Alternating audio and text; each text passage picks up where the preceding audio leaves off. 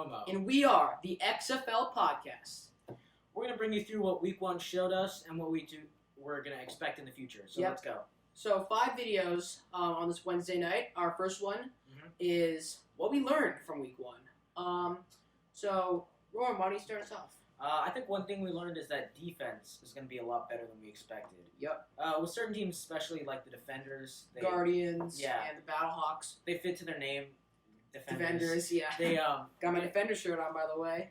They really do fit that name because you see picks, you see a lot of different things. Yeah, pick sixes. And it just goes to show that we thought this was going to be a very high-scoring league. But I thought, for example... Well, you thought it was higher. I mean, I was expecting complete offensive shootouts. You were expecting... a little bit less. Yeah. Because I just think it's... QBs are growing, they're learning. Yeah, I don't think it's going to be harder great. for offenses to get hang of it right now. So we'll see more offense in the future, but we also learned that the defense is going to be very good. We saw a lot of pick sixes and fumbles, and special teams was kind of off, especially for the offense on for almost every team. There were a lot of muff punts. Why don't you talk about rushing? Yeah, so we also learned that rushing has become much more of a factor than we thought it would be. There were some rules, like the 1 foot in, like college rules for a completion. Yeah. 1 foot in bounds, and the 2 pass rules. Yeah. There was not that much passing. Not as much as I thought there would be. And there was a lot. There's a lot of running. I mean, Vipers 150 rush yard, you said. And And Battlehawks ahead with 191.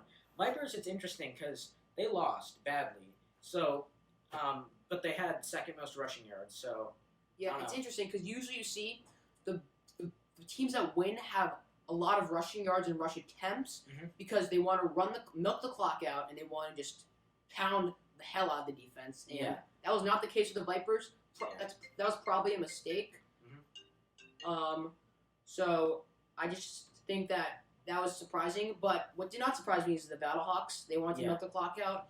And they did it. They did it with the best running back of the game or of the week, Matt Jones, ex-Redskins running back. He had 21 carries for around 85 yards. Good job by him. So let's go to the next thing. I'm thinking kickers were actually fairly good.